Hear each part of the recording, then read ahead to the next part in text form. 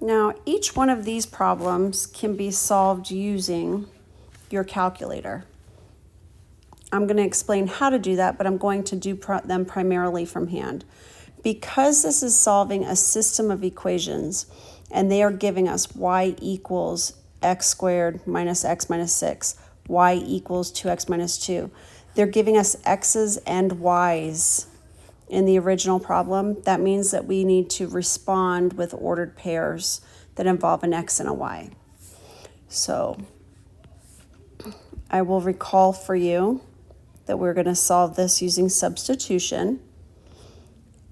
I'm going to set the second equation. Everywhere there's a y, I'm going to put x squared minus x minus 6 in its place. So instead of y equals 2x minus 2, I'll have x squared minus x minus 6 equals 2x minus 2.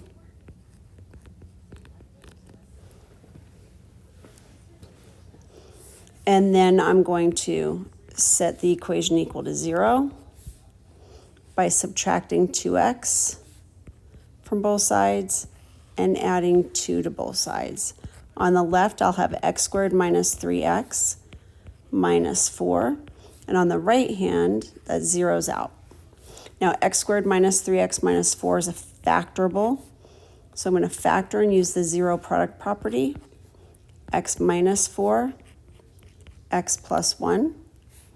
That gives me x minus 4 equals 0 and x plus 1 equals 0, which means that x equals 4 and x equals negative 1.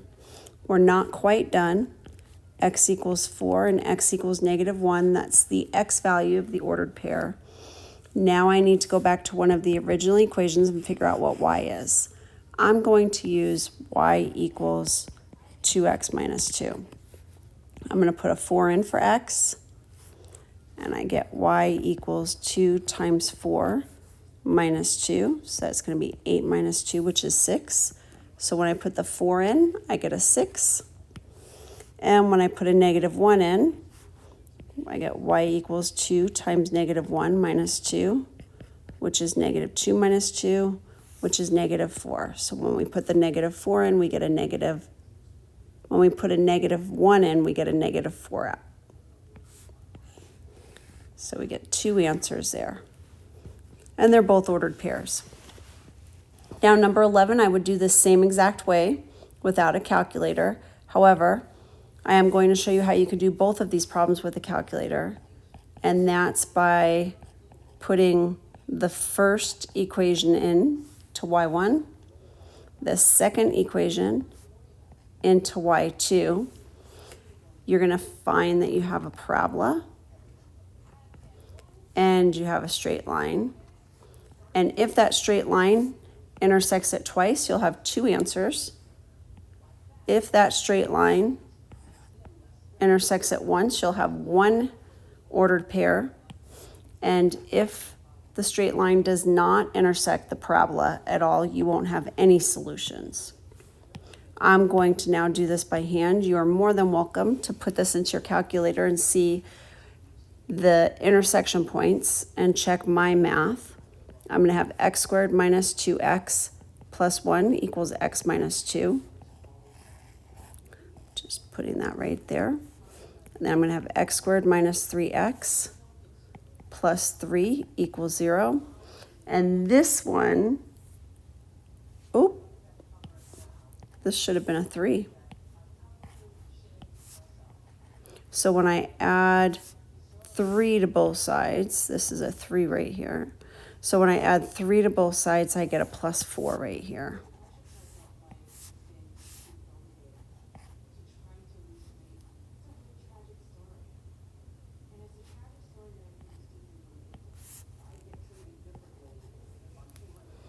And that's still not factorable.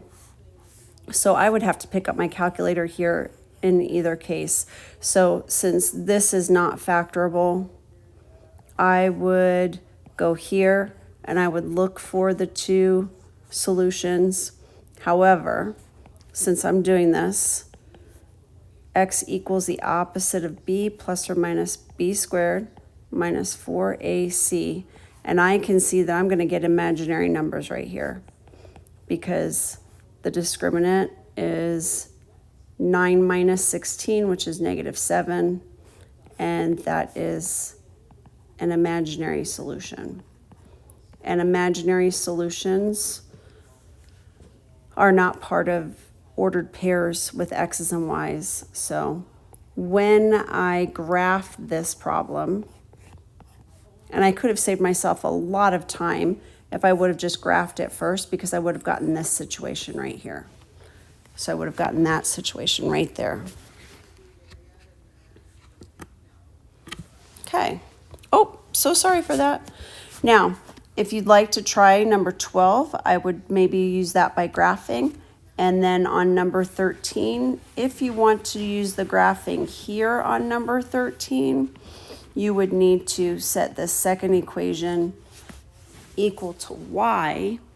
So I would have to take x plus y equals 4, and I'd have to subtract x from both sides. So I'd have y equals -x plus 4.